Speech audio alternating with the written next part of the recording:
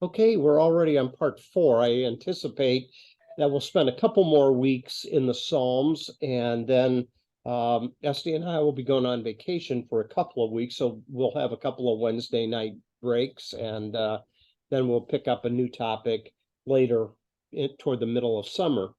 So tonight, what I want to do is I want to talk a little bit about the Psalms as poetry. And so here's what we have talked about so far about the diversity, the age, the anonymity, and how much of the Psalms has some ambiguity to it. But tonight I want to talk a little bit about what you're looking at when you read a Psalm in terms of poetry. So tonight we're going to look at a few different Psalms just for illustration. Some of them I'll have on the screen here, some of them I will have you take a look in your Bible.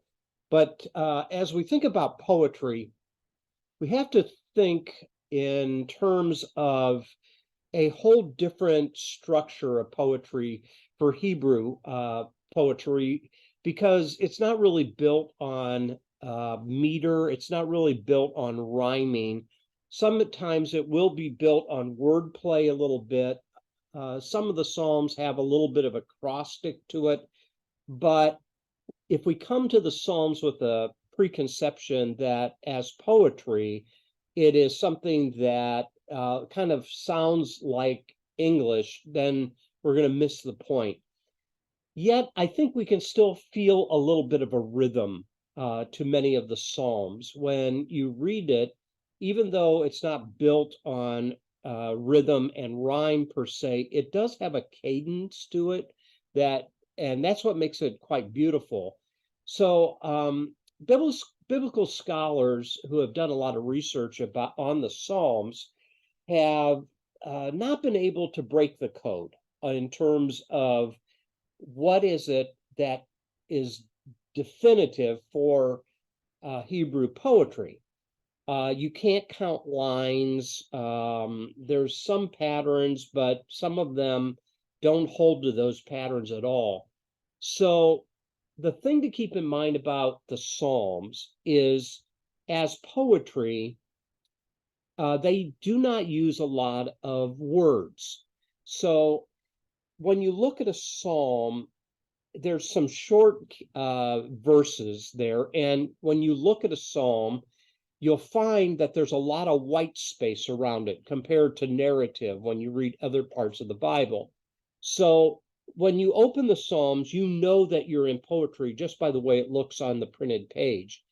And a lot of that has to do with the fact that Hebrew, number one, does not have a huge vocabulary compared to Greek in the New Testament, but poetry usually is just a few lines and that make up some of the verses.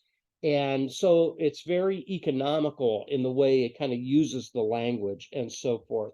So word usage in Hebrew poetry is such that you're not going to find things as they are written in English songs. You're not going to find phrases like "it was a dark and stormy night," or "on a dark desert highway, cool wind in my hair, the smell of colitas rising up in the air." You're not going to find that type of description at all. What you're going to find is just this short, "the Lord is my shepherd, I shall not want." It's very short, very succinct, very rhythmic at times. When you look at the Psalms and you see the uh, the the way it's written, I think part of it is intended for us to kind of slow down with it and to think about it. I think that's why you find that word Selah, Selah, in a lot of the Psalms. For example, I'm here at Psalm 23. It doesn't use that, but in Psalm 24 it does. So you read down 6 verses and it says Selah, which is kind of like a rest. Stop and think about it. Um, just contemplate what you have just read.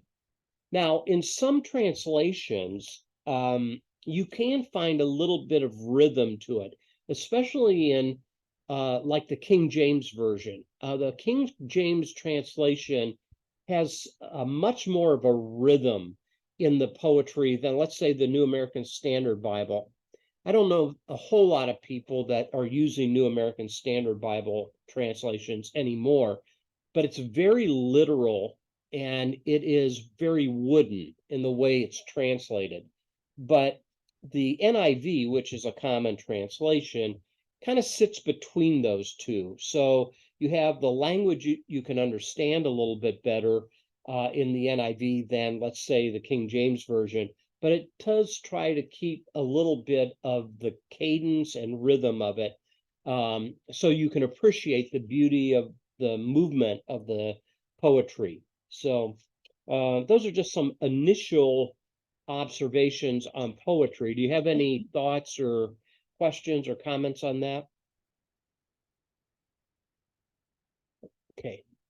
So the one thing that scholars definitely think about when looking at the Psalms is this idea of parallelism.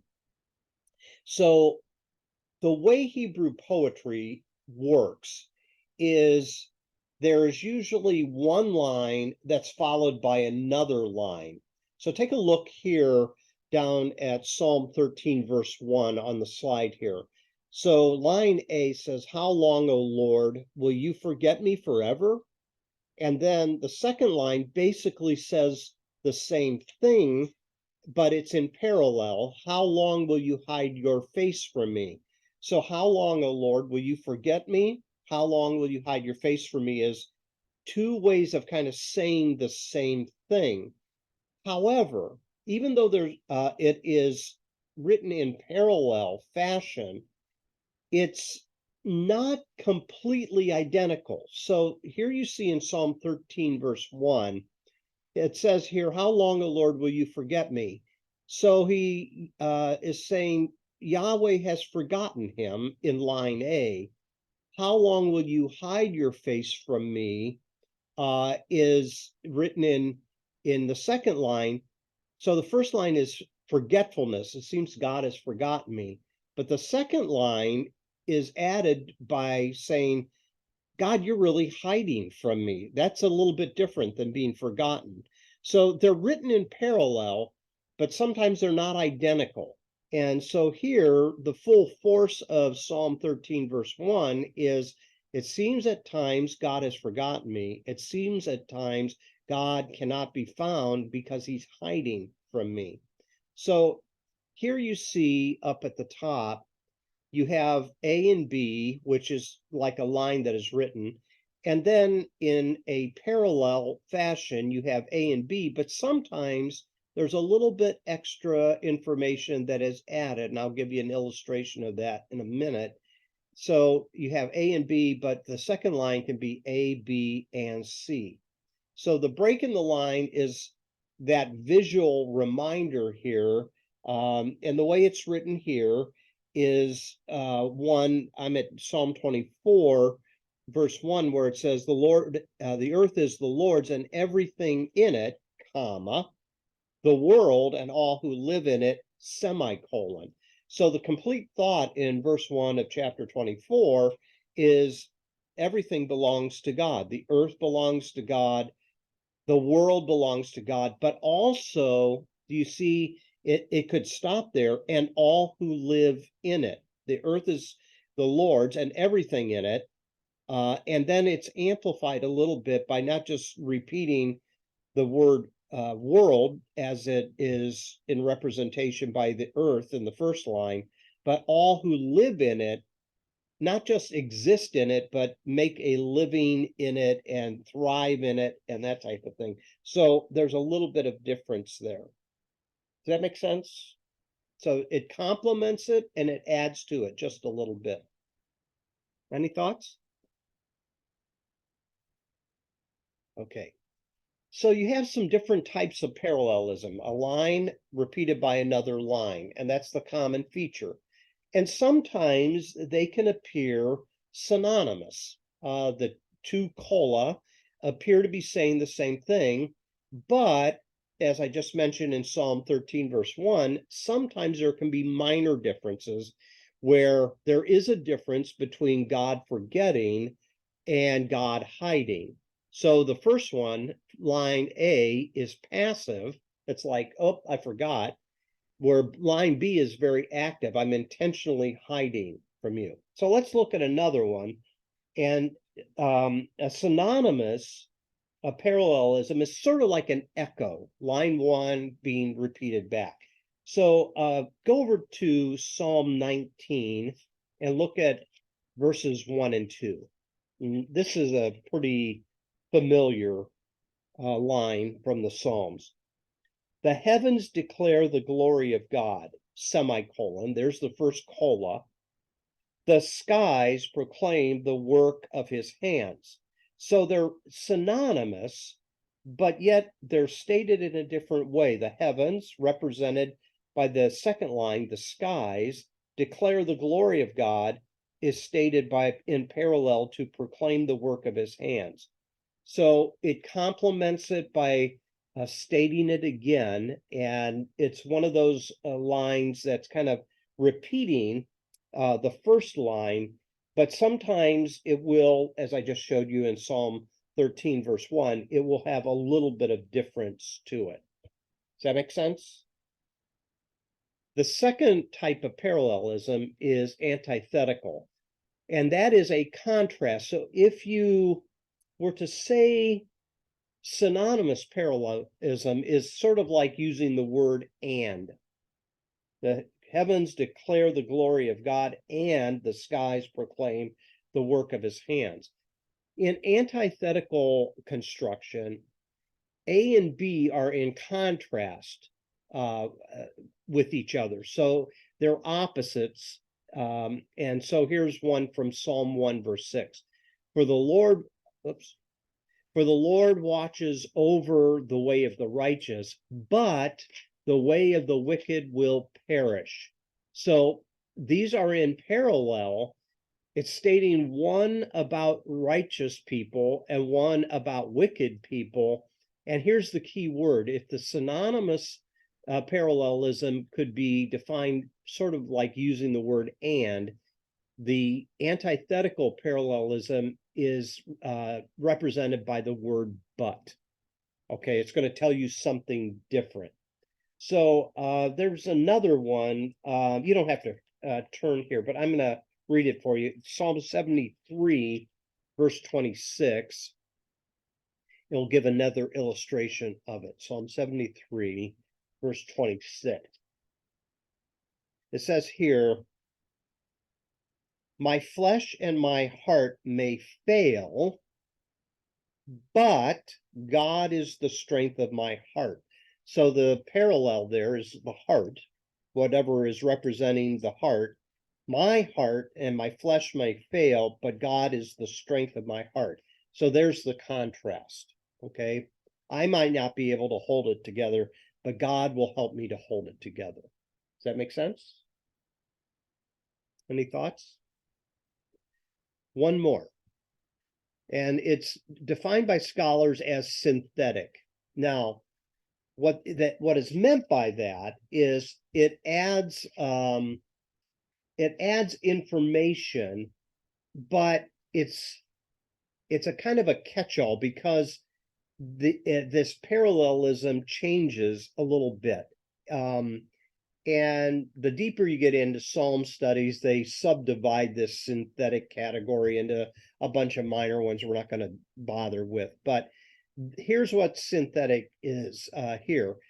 It is defining the relationship a little bit. So here in the illustration, you have in Psalm 113, verse 3, from the rising of the sun to its setting, the name of the Lord is to be praised. So it completes the thought.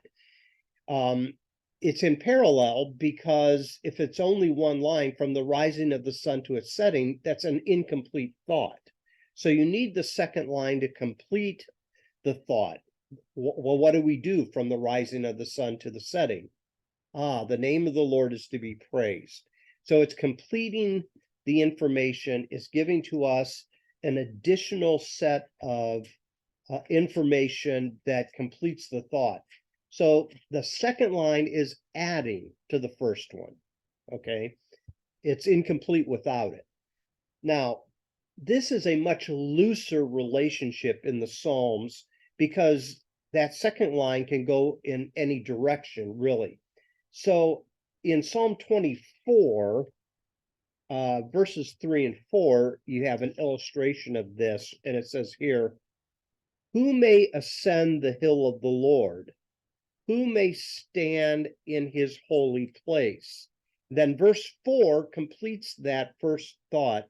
"He who has clean hands and a pure heart, who does not lift up his soul to an idol or swear by what is false." So you have a parallel in verses 3 and 4. Who is it that can enter into the presence of the Lord? The first line asks the question twice: who can ascend the hill of the Lord? Who can stand in his holy place?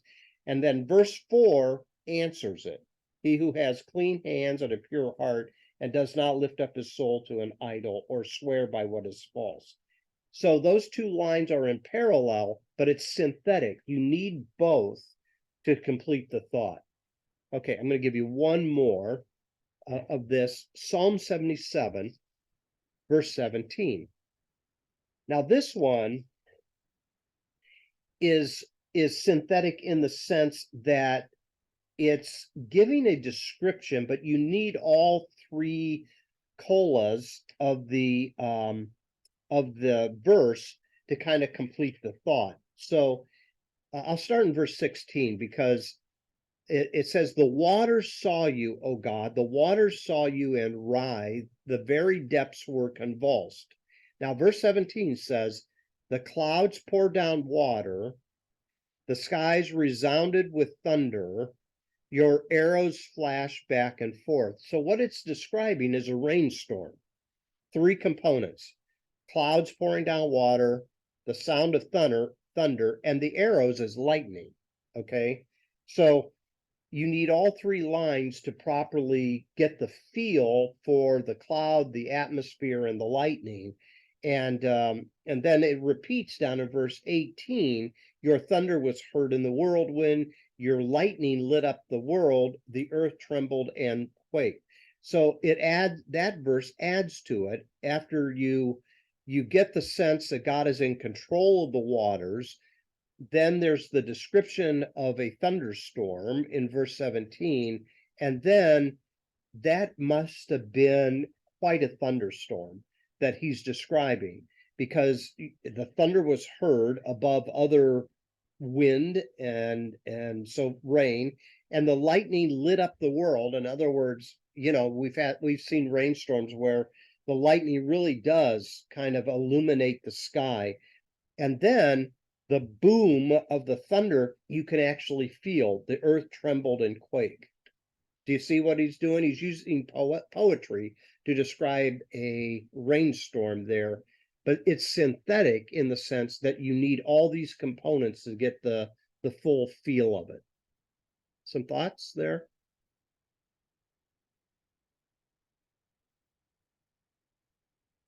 Okay, so there's been a lot of advances in understanding Hebrew poetry, and one guy by the name of Robert Alter wrote a book called The Art of Biblical Poetry, and he talks about dynamic movement in the poetry.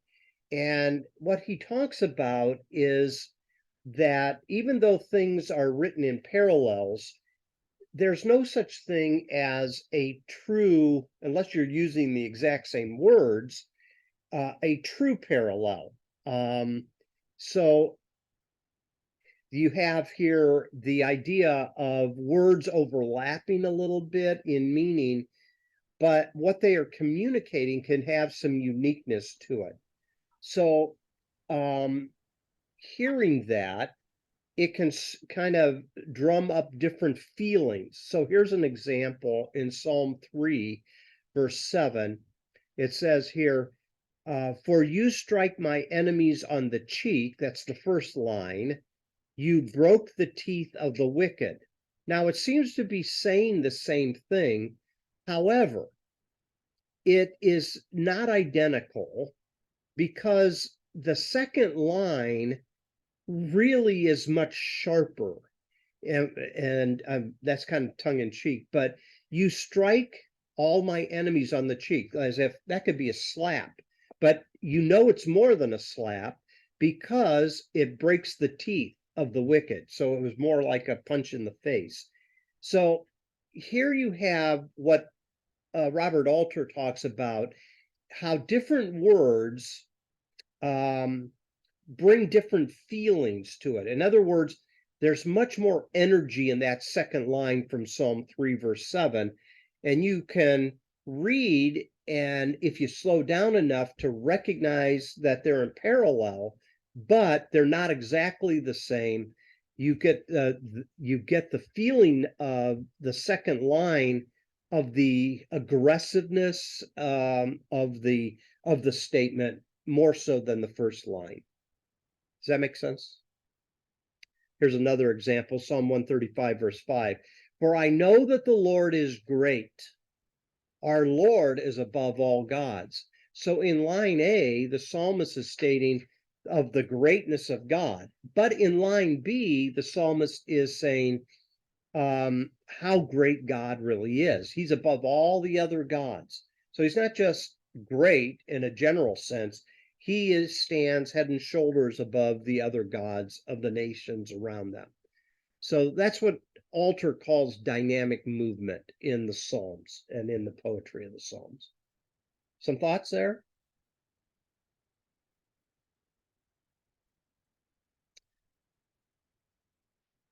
Now, there's another element here that's kind of interesting. There's a dynamic called chiasm.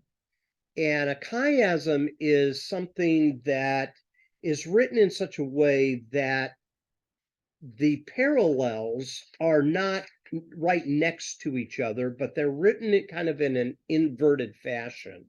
So maybe a way of saying that is it's kind of a sequence of components that's repeated in an inverted order. So they can actually get quite large, but for our purposes here, Psalm 137, verses 5 and 6 says, If I forget you, O Jerusalem, let my right hand wither. Let my tongue cling to the roof of my mouth if I do not remember you. So that's verses 5 and 6. So line A is in parallel to line A.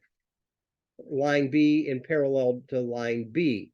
So here what you have, if I forget you, O Jerusalem, is in parallel down to if I do not remember you.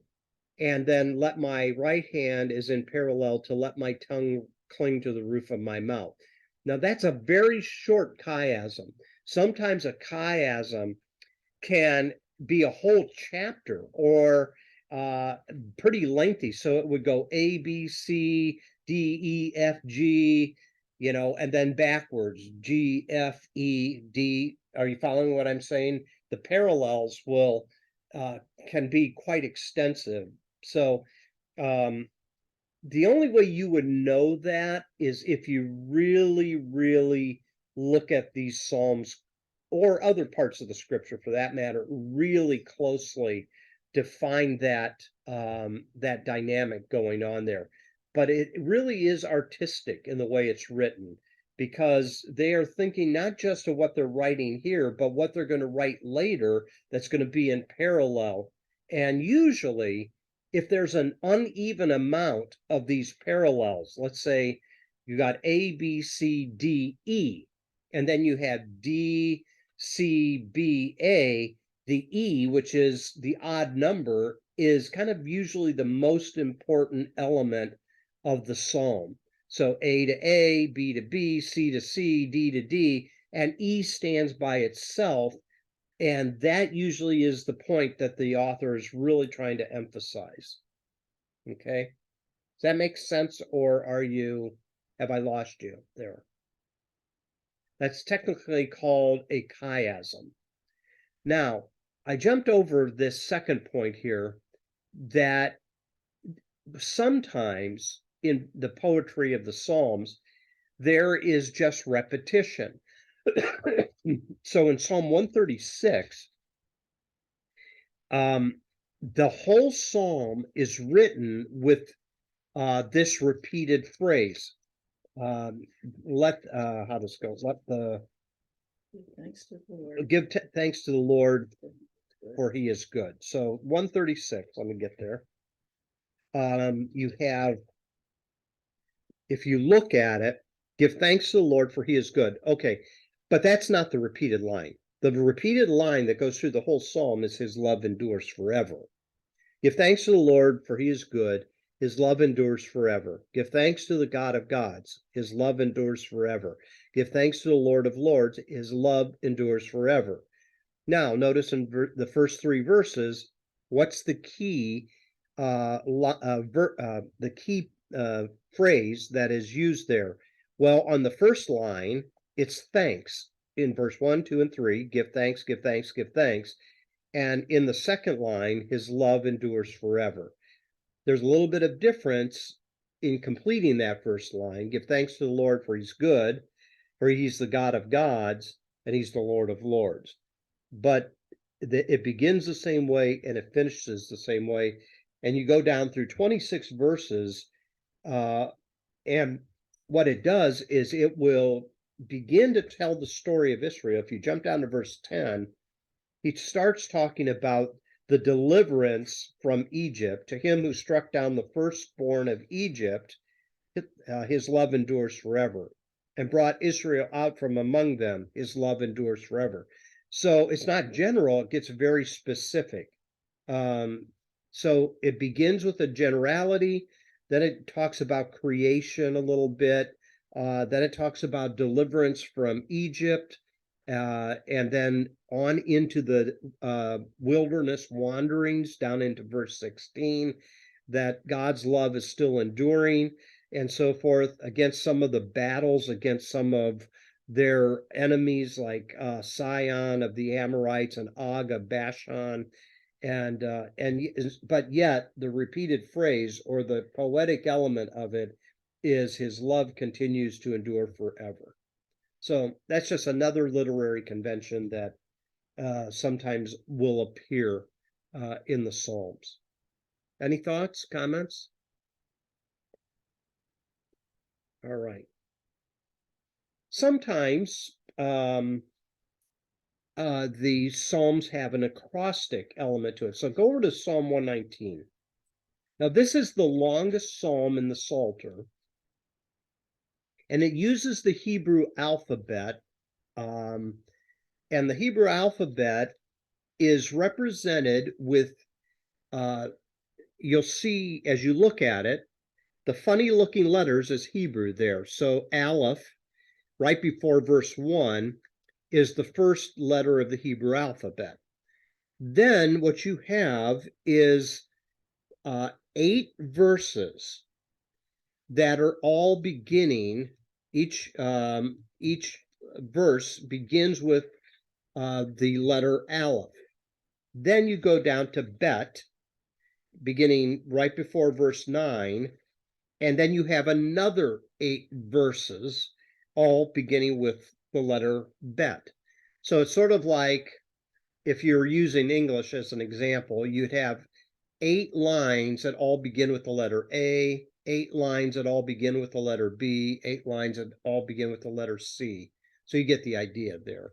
And that's what's happening in Psalm 119. So by the time you get through the whole alphabet of the Hebrew language, you'll find 8 times the amount of letters in the Hebrew alphabet. And if I remember correctly, I'd have to count them up. I think there's 24. But anyways, that's how this is structured. I mean, now think of the ingenuity and creativity of this psalm to be able to take that letter, have it all be the same length under that one letter, move on to the next letter, have 8 lines, and the theme, this is all about the Torah. Psalm 119 is all about the love of God's law. So you'll notice it begins, verse 1, blessed are They whose ways are blameless, who walk according to the law of the Lord, the Torah. Jump down to verse 9. That's the second subset. How can a young man keep his way pure? By living according to your word, i.e., the law. Jump down to verse 17. You get to the third letter, Gimel. Do good to your servant, and I will live. I will obey your word, the law. Again, it's the same theme. The fourth letter is Dalet, verse 25. I am laid low in the dust. Preserve my life according to your word.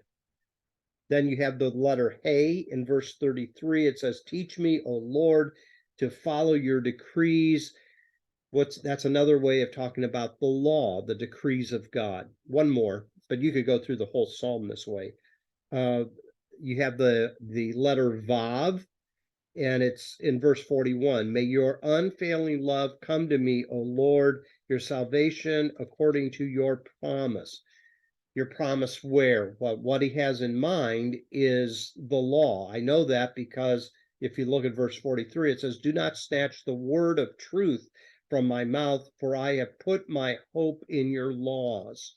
So if you look through that whole through the whole psalm, it's written in an acrostic type of format where it's using the letters as the key organizing principle to the psalm. That makes sense? Or have I lost you on that? Okay. All right. So now we're going to move away from that idea of parallelism, and let's just talk just for a moment about imagery that you find in the poetry. So I think all of us are probably pretty familiar in English with the idea of metaphors and similes, and that's true in Hebrew poetry as well. So I started off tonight when I said, the Lord is my shepherd, I shall not want. Now, is that a metaphor or is that a simile? Any ideas? The key here is a simile uses the word like, L-I-K-E. So if it was a simile, it would say the Lord is like a shepherd.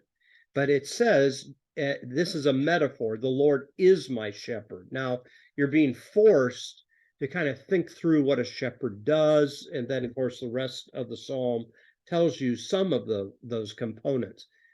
But those are two things that you use, and believe me, if you really wanted to get into it, there's all kinds of other literary elements. You have similes and metaphors and this and that could be looked at in the poetry of the Psalms.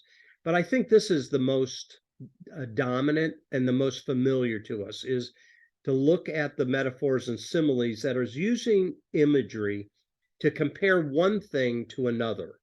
So God is being compared in Psalm 23 to a shepherd, okay?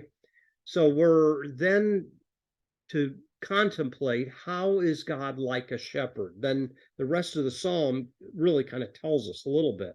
He makes me lie down in green pastures. He leads me beside quiet waters. He restores my soul. So you look at it and you kind of go, okay, what does that mean in day-to-day life? What does it mean that he makes me lie down in green pastures, leads me beside quiet waters, and restores my soul? Does he give me peace in the middle of difficult circumstances? Does he give me rest at night when I go to bed? You're forced to kind of think through this metaphor and how it applies. And then it goes on, he guides me in paths of righteousness for his name's sake. And even though you might not know exactly how to equate this to contemporary life, the beauty of it alone, though, speaks. And that's why so many times in funeral services, I would say 99% of the time, this particular psalm is read either at the service or by the graveside because the cadence and the imagery of it somehow speaks to our heart. And the imagery alone is what compels this assurance um, and comfort and those type of things, even if we don't know exactly how these different points of the Lord being a shepherd is applied in the 21st century. It is such that yet it speaks to me. It somehow helps me. It somehow comforts me, and those type of things. So does that make sense? What I'm saying there? The imagery alone has has potential and pop to it. Any thoughts? Okay, go over to Psalm 42. Now, this is another kind of familiar psalm.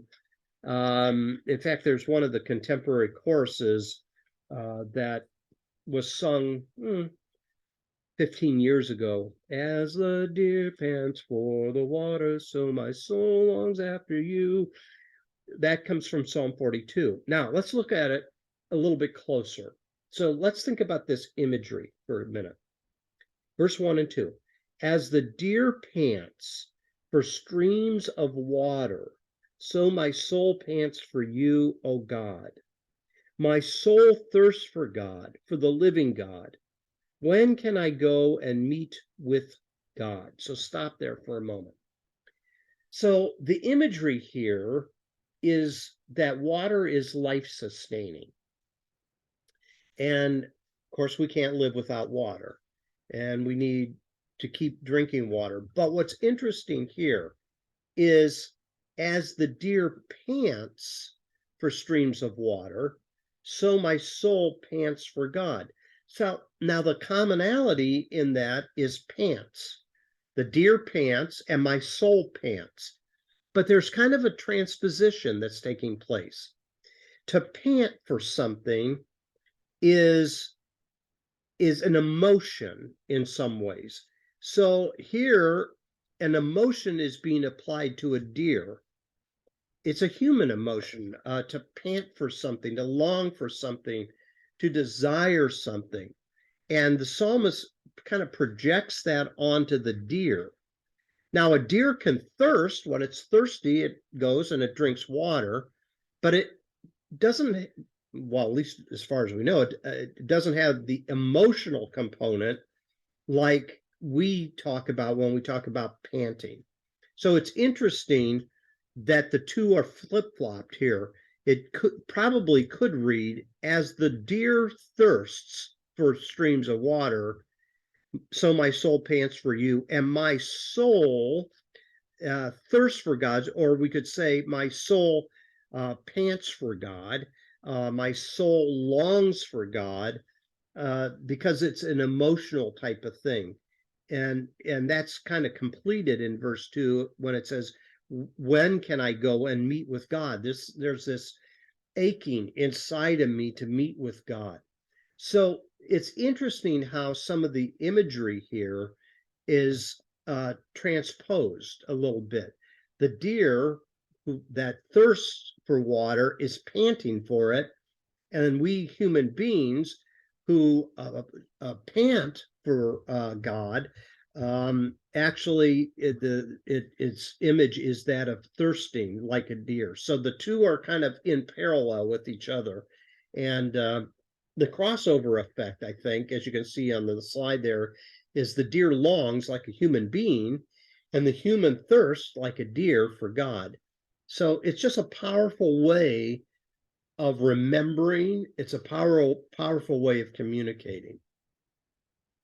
So you look for those images that's in these poems and you try to contemplate them. You try to let them work over in your heart and mind a little bit. And of course, you could go on in this psalm and it continues, my tears have been my food day and night, while men say to me all day long, where is your God? So my tears, well, you wouldn't associate tears with food, but you have to eat every day. And this guy is saying, it's as if this was what I was feeding on every day, my sorrow, my pain, my grief. And the parallel to that then is, as a synthetic piece of poetry, is what's causing and vexing this emotion in him. Well, men or people are saying to him, where is your God? So he's being taunted, he's being made fun of, those type of things. And then it says, these things I remember as I pour out my soul, how I used to go with the multitude, leading to the procession to the house of God, that is to the temple, with shouts of joy and thanksgiving among the festive throng. That's gone now. Okay, is this a post-exilic psalm?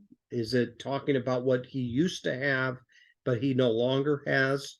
So, when you're reading, you have to do a little bit of thinking to kind of get to the point. Some thoughts? Or have I lost you and you're ready to say, please move on? Okay, this might interest you a little bit more. So some of the imagery is quite fascinating. So I want to talk to you about sea monsters and dragons. Okay? So some of the Psalms keep referring to creatures that use a term that can be either translated as a monster or in some cases a dragon. So this is a cultural thing. Water is always kind of seen as a source of chaos. Now, the reason is, I think the Hebrew people were not a seafaring group of people, and the ocean scared them. And what you find is the mythology is the chaos is sort of like the waters of the ocean that can be powerful and uncontrollable. And there was the belief that there were these creatures that lived in the waters.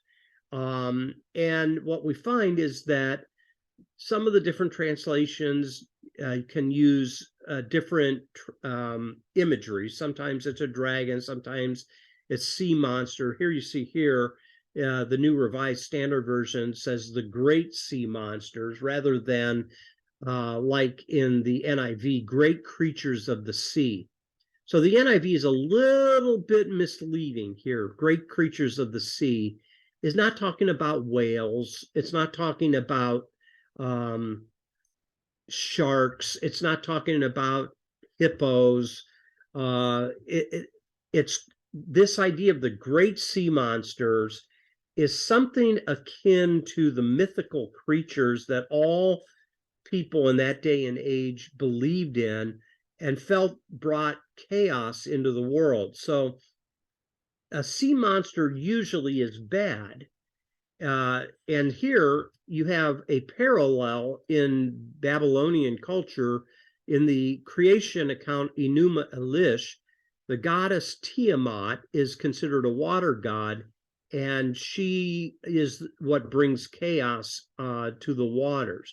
So it's an image that is kind of it translates into different cultures. They all kind of believed that the waters represented chaotic situations, and that what is causing that chaos.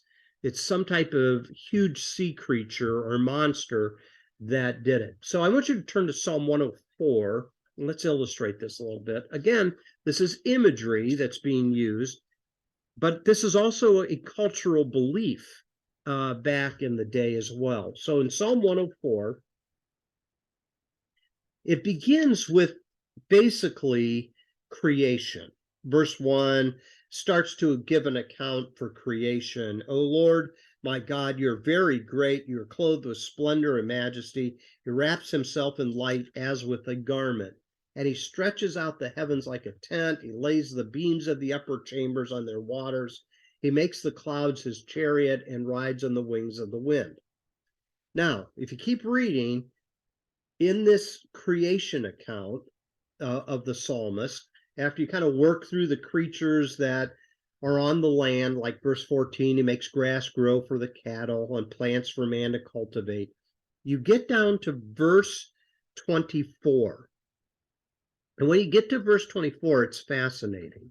It says, how many are your works, O Lord? In wisdom you made them all. The earth is full of your creatures. There is the sea, vast and spacious, teeming with creatures beyond number, living things both large and small. And then all of a sudden, you are introduced to something that that is singled out. Verse 26. There the ships go to and fro, and the Leviathan, which you formed to frolic there. So the Leviathan is an interesting phrase. So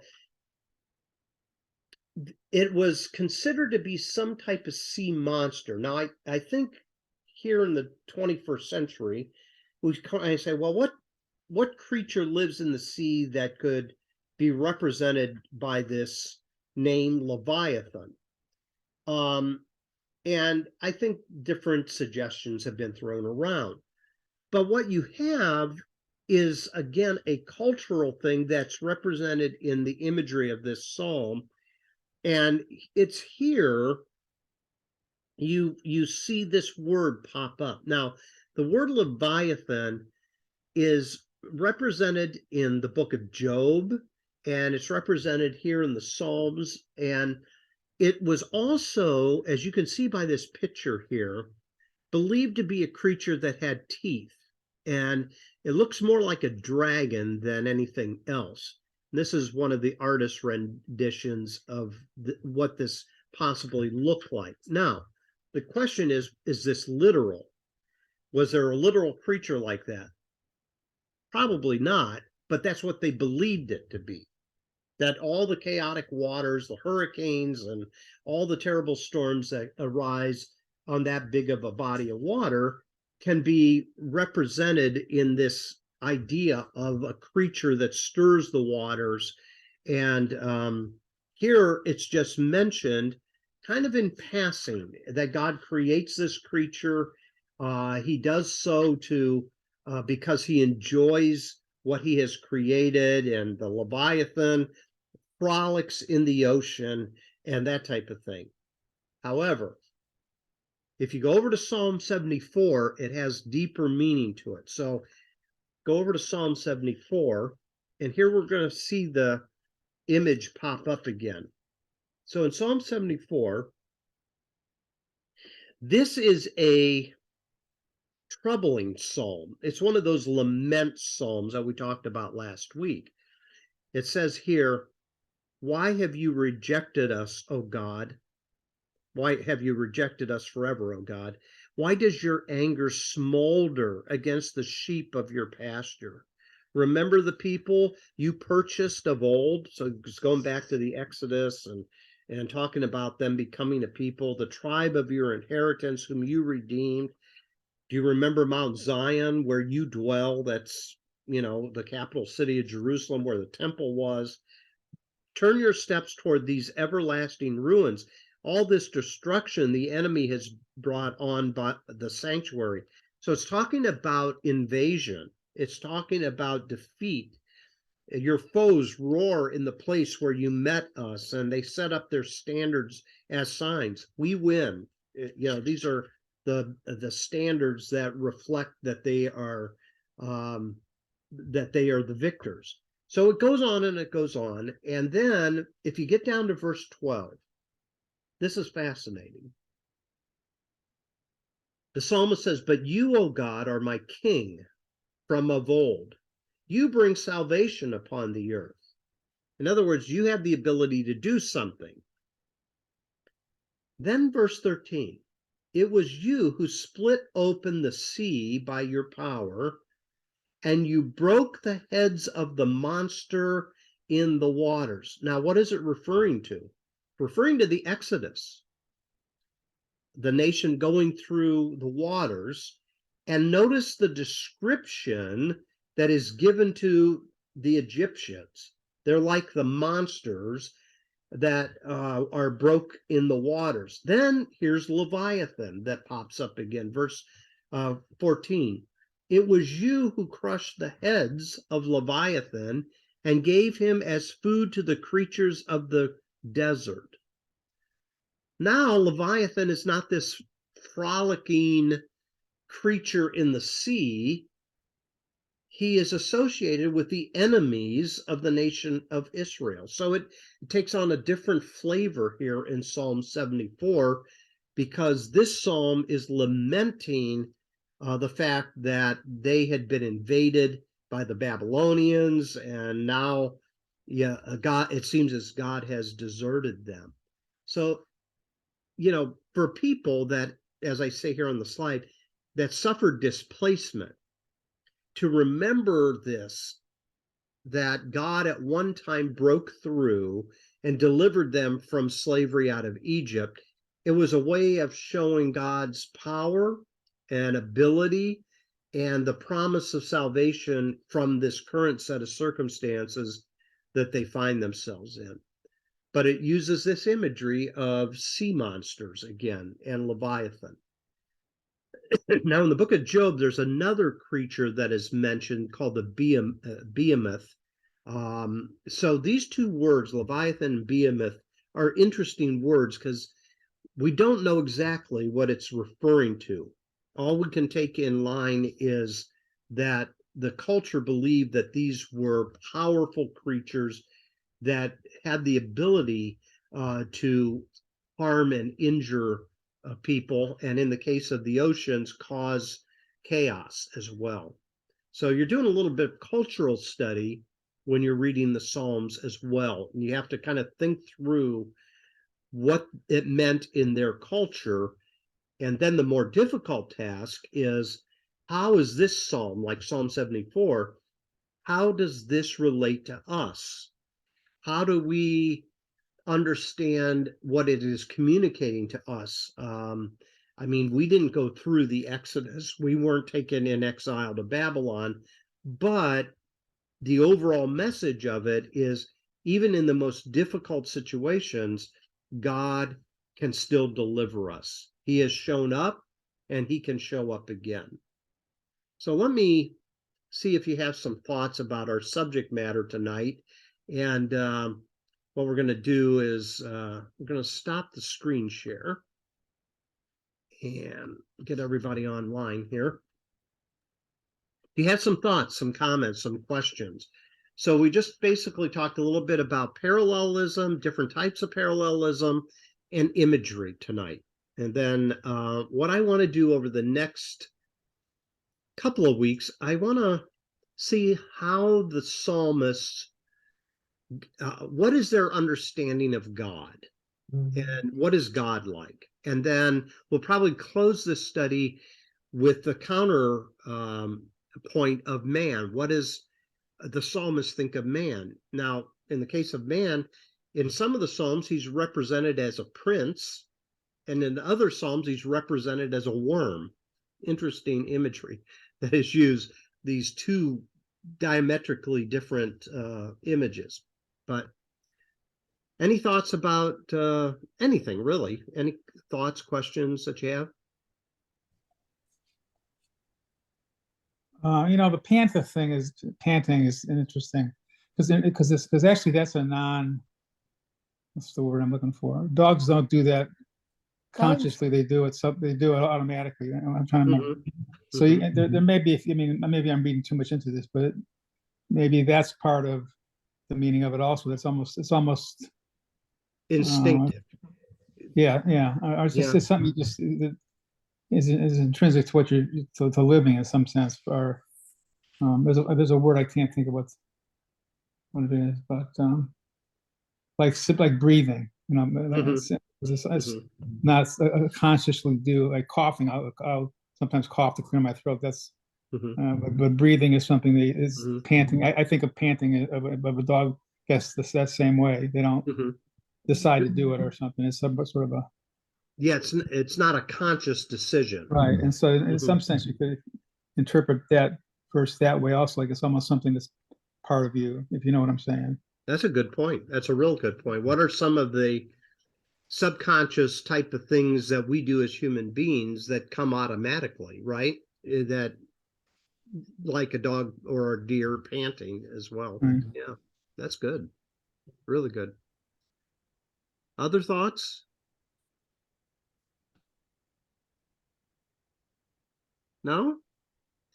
The best thing you can do with the Psalms is just read them, slow down, and think about them a little bit, because that's where the power of it is in the contemplation of the Psalms, and let yourself do a little bit of creative imagination as well.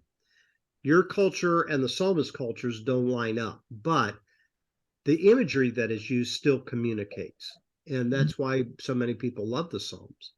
Yeah. Any last points you want to get to before we say goodnight? No? All right. Well, we'll close off at this spot, and we'll talk a little bit about the psalmist's understanding of God next week. Okay. Yeah. All right. Thanks, Larry. Okay. You're Okay. welcome. Have a good one. Thanks. Okay. Good night. Good night. Take care. Night. Bye-bye.